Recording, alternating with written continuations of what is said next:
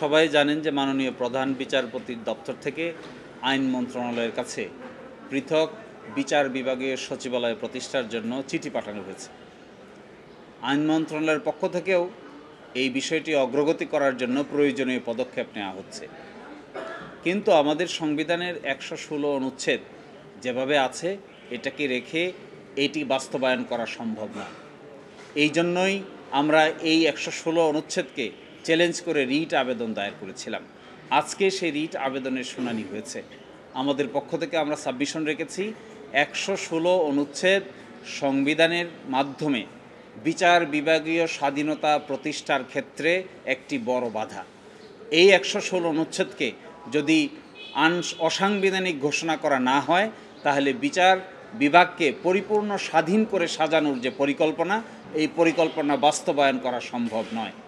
এই বিচার বিভাগের পরিপূর্ণ স্বাধীনতা বলতে বোঝায় তার একটি সেপারেট সেক্রেটারিয়েট প্রতিষ্ঠা করা, তাদের বদলি, পদোন্নতি, ছুটি এবং শৃঙ্খলা সব কিছুই সুপ্রিম কোর্টের উপর ন্যস্ত থাকবে। কিন্তু এখন আছে এটি মহামান্য রাষ্ট্রপতির উপর ন্যস্ত আছে।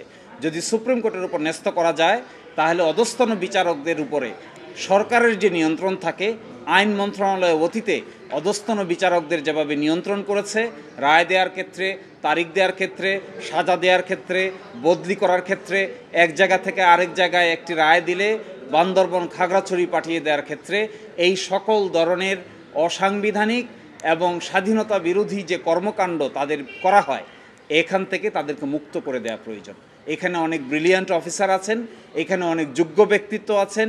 এই যোগ্য ব্যক্তিত্বকে যদি স্বাধীনতা দেওয়া হয় তাহলে স্বাধীনভাবে তারা বাংলাদেশের জন্য, বিচার বিভাগের জন্য কাজ করতে পারবে। এ কথাই আমরা আজকে বলেছি। তার সাথে এটাও বলেছি যে এই কথা ১১৬ অনুচ্ছেদ যে সংবিধানে থাকা উচিত নয়, এই কথা বলেছে আমাদের ৫ম সংশোধনী মামলার রায়ে সুপ্রিম কোর্ট, বলেছে ষোড়শ সংশোধনী মামলার রায়ে সুপ্রিম কোর্ট, ত্রয়োদশ সংশোধনী মামলার রায়ে সুপ্রিম কোর্ট এবং জাজেস কেসে সুপ্রিম কোর্ট সুনির্দিষ্টভাবে বলেছেন যে ১১৬ অনুচ্ছেদের কারণে পরিপূর্ণ স্বাধীনতা দেওয়া সম্ভব নয়। এই জন্যই ১১৬ অনুচ্ছেদ আমরা চাই অতি দ্রুত আমাদের হাইকোর্ট বিভাগ শুনানি করে এই ১১৬ অনুচ্ছেদকে অসাংবিধানিক ঘোষণা করুক। এরই মাধ্যমে আমাদের নিম্ন আদালতের বিচারকদের পরিপূর্ণ স্বাধীনতা নিশ্চিত হোক। বিচার বিভাগীয় পৃথক সচিবালয় প্রতিষ্ঠা হয়ে আইন মন্ত্রণালয় এবং রাষ্ট্রপতির দপ্তর থেকে পরিপূর্ণভাবে প্রধান বিচারপতি এবং সুপ্রিম কোর্টের উপর ন্যস্ত হোক।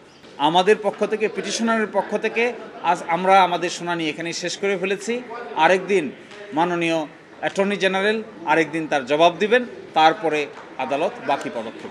যে আমরা ওই প্রসঙ্গে বলেছি যে বিচার বিভাগীয় কর্মকর্তা কর্মচারীদের যে শৃঙ্খলা বিধিমালা তৈরি করা হয়েছে ২০১৭ সালে, এটি করা হয়েছে সংবিধানের ১৩৩ অনুচ্ছেদ অনুযায়ী। অথচ এটি করার কথা ছিল সংবিধানের ১১৬ এবং ১১৬ কয়ের বিধান অনুযায়ী। তা করে নাই দেখে তখনকার দিনের সরকার বারবার সময় নিয়ে আমাদের সুপ্রিম কোর্ট এটার সঙ্গে একমত পোষণ করেন নাই।